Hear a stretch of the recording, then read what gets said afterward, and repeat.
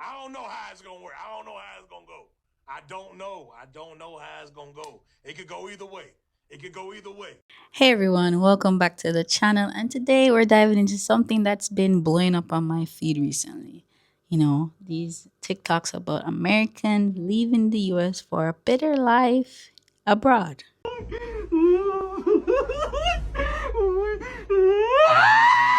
Now, I've been seeing a lot of talk about this, but I'm genuinely curious to why so many people are being driven to make such drastic decisions. My initial suspicion is that the cost of living in the US is getting really high, but let's see if there's more to it.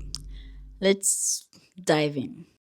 One of the biggest reasons why I am moving my family abroad is because I became a mom. Personally, I've always wanted to live abroad. But once I became a mom, I realized how important it was to get my family out of the United States. After spending almost 3 months here in Portugal, it is very apparent how little we care about our children and families in the US. Let me explain. Here in Portugal, I don't feel shame for being a mom. Meaning if my child has a breakdown in public, no one gives me the stare. Everyone is so kind and so patient. On the trains, there's designated spots for those with children. Women who are pregnant or those with children are given priority seating. I've never had to wait in line when I have my child with me. Staff at restaurants and establishments always acknowledge my daughter, and they make her part of the experience. Even though my daughter is considered a lap child on the flights, she still gets her own seatbelt connected to mine. Children are absolutely valued and cherished here.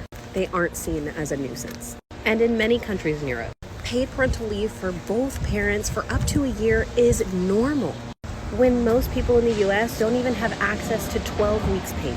Since I've been here in Portugal, I send my child to school safely.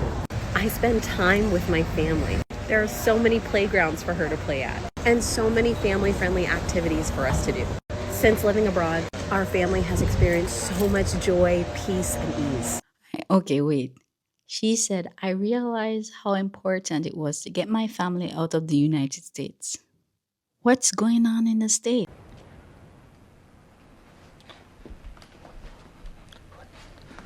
What the fuck is going on here?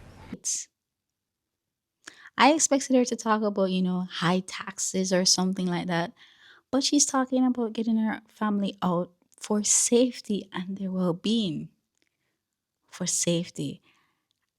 I thought this only happened in like third world countries where you had to be worrying for safety. But I guess she's living in America and she knows what's going on. Well, I did move because of the same reason, but the idea of needing to leave a first world country like America for safety for your children, I don't know. I don't know why it never crossed my mind. But I guess with the school shooting, Out loud, the shooter can tell where you are and where you're hiding. Sometimes we play the game who can stay quietest the longest, so we all remember. You can try and protect your friends by pushing the tables and chairs against the doors. You also have to put a piece of paper over the door window so they can't see in. And you can't cry. It gives away your position and your hiding spot.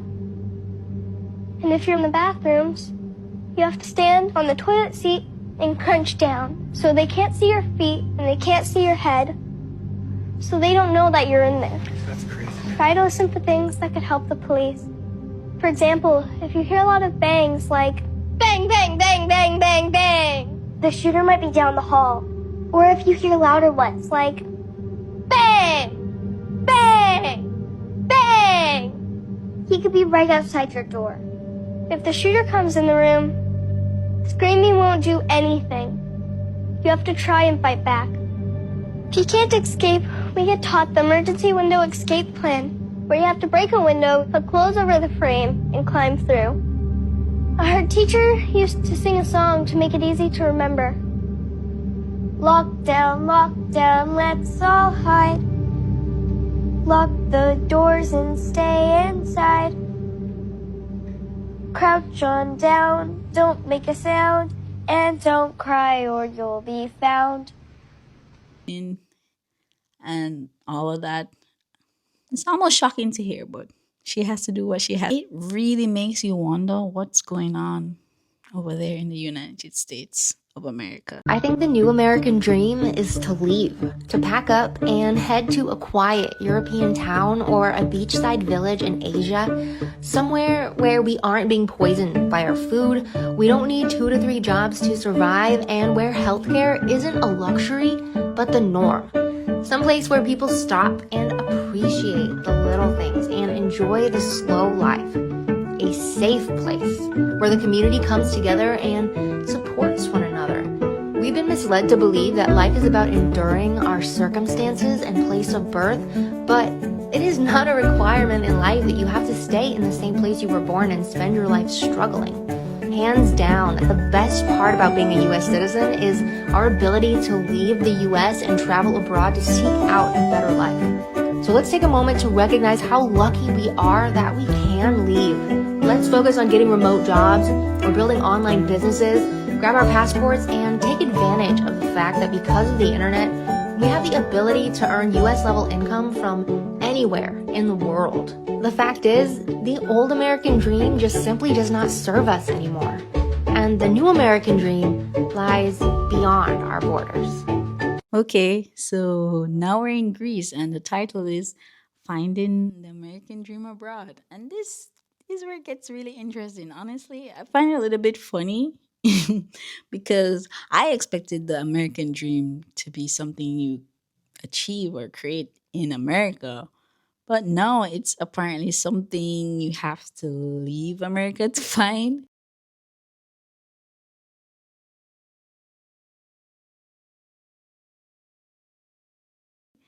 And yeah, it's a wild pivot. It's almost like the definition of the American dream has completely flipped for some people. Like, yeah, I get make the American dollars and spend it somewhere else. Yeah, it's really shocking to think that, to aspire for a good life, a comfortable life, you now have to go outside of the country that's traditionally championed to be that dream. Yeah, crazy. This also makes me think about, I'm from Jamaica, and trust me, there's a lot of people who wants to go to America to make that American dream come true. But when you think about it, if you have to be working 2 or 3 jobs just to pull even or pay basic, is it really worth it? Maybe you guys need to look elsewhere. So why did we take our kids out of New York and move them to Paris? Let's start with the biggest reason, which is healthcare. As some of you know from one of our previous videos, my husband worked for the city and he went on family leave to help take care of our daughter because of the cost of childcare, which we'll get to later. But we were paying for our newborn's vaccine appointments, eczema medicine, and dermatology appointments out of pocket. She had 2 main medicines that she needed. Both of them are about $100 a tube and would last for a month. Between all of her other medical bills and the expenses of living in New York City, we just couldn't sustain the care that she needed and stay in the city much longer. And honestly, no one should have to choose between paying their rent on time and being able to get their kids medicine. Speaking of rent, everyone knows that New York City rent is famous for being wildly expensive for very low value. But as a family, it's just so much worse. Our old apartment was $3,000 for a 2-bedroom, and we lived right above our landlord. Our apartment always needed repairs, our rent increases were not regulated, and while the landlords were very lovely, we always saw them renovating their apartment over the year with the rent we paid, and we knew we weren't getting any closer to home ownership. It says something called encadrement des loyers, which regulates how much an apartment can be in a given area and the max an apartment can cost per square foot.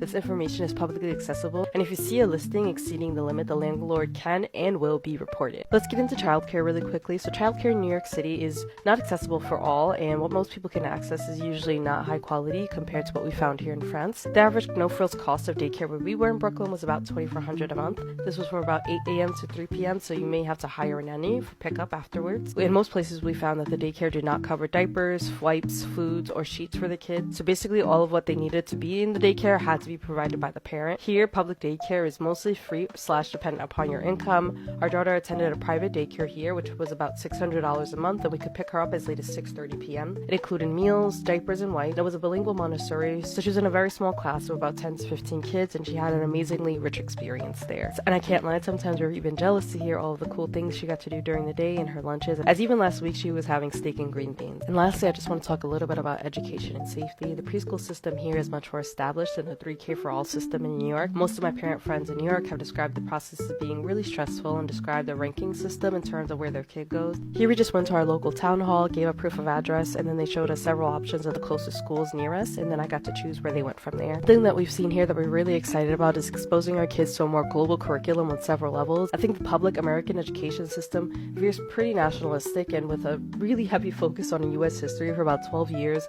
with very low quality foreign language options. Here we see globalization being introduced from a daycare level, and kids have a lot of curiosity in international affairs. Many children learn at least 1 to 2 foreign languages. I did start to feel really uneasy with the lack of change happening around gun reform in the States and how increasingly and senselessly danger was becoming in schools at younger and younger ages. Before we moved, I did get an alert one day that my son was sheltering in a park because of a nearby school shooting in Williamsburg. 1, my son was only a year old at the time, and 2, if you know New York, Williamsburg is just not a neighborhood you would think would have a situation like that. So I began to feel like no matter what, there wasn't anywhere in the city that could feel safe for them. And no, this is not a video bashing New York. We love New York so much. We are New York. All 4 of us were born there. Me and my husband were raised there. We wouldn't be who we are if we did not have our experience in New York. And most likely, if we didn't have kids, we would probably still be in New York right now. I love that we can take our kids a few times a year to see family and keep roots there. There's still a lot of work opportunity for me in New York, and my son is always asking if we can go visit Spider-Man. So I don't know what the future holds, but for right now, I know this is a great privilege and opportunity we can give them to grow up here. And now we're in Paris. This one feels like a natural progression, doesn't it? Like after leaving the US for safety and the new American dream, we're now seeing the practicalities of raising a family in a place like Paris. I expect it to be all about the romanticized version of Paris, but it's actually highlighting the benefits for families. It's genuinely surprising to see how much easier it seems to be for parents. You know, things like accessible childcare, public transportation, healthcare. The focus on quality of life for children is way better.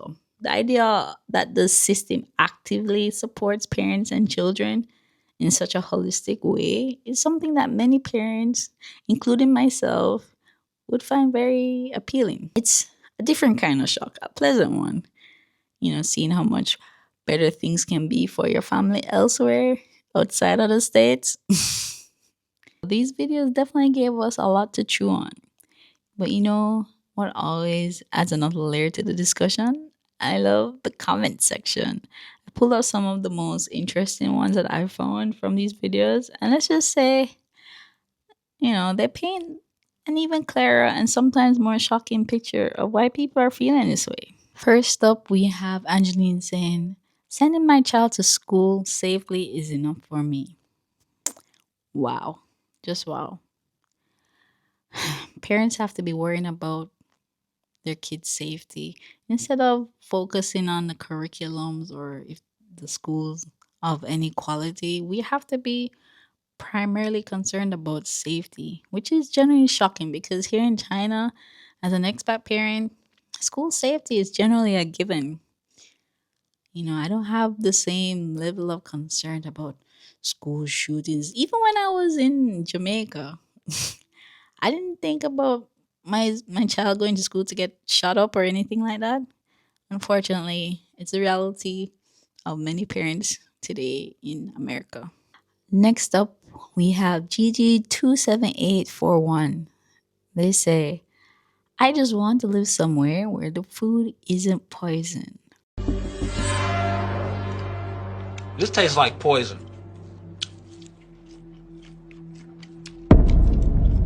Yeah, this tastes wrong. The food isn't poison? I mean, has it gone that bad? I've seen those school lunches, but poison? It's a strong word. But it would explain the amount of health issues in the US. I don't know, you guys tell me. Is food poison? We have Today is the Day Tory. Everyone is on edge in the US. I mean, people are working 8 to 12 hours a day, exhausted and barely able to pay bills. And then Gina says, "Definitely the new American dream. I'm sick of working 3 jobs." Oh, shit. God damn it. Same shit, different day. This is where it really shocks me. Didn't expect people to complain about the work-life balance, but they're working 3 jobs and they still can't pay the bills despite working that much. It's just heartbreaking, really. And finally, Amethyst Lane 61 sums it up with, now who wouldn't want to live this type of lifestyle? America doesn't offer none of this at all. It's truly horrific living here.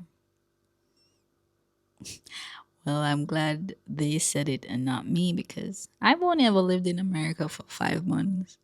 So I wouldn't really know the full extent. But yeah, it's still a little shocking. Like, I expect some level of dissatisfaction, but to call living in America truly horrific, I don't know. You guys let me know. If you're living in America, is it that bad? It's funny. Like, it's kind of an irony. Like, there are people who are trying to go there for a better life, and there are people who live there their whole life trying to leave for a better life. Okay, so what do you guys think of these videos and comments? Do you agree with their reasons for leaving? Are you contemplating on leaving America? Let me know in the comments. Let me know where you're thinking about going. And do any of these perspectives resonate with your own experiences? Anyways, don't forget to like and subscribe and hit the notification bell so you don't miss out. And as always, I'll see you in the next one. Bye.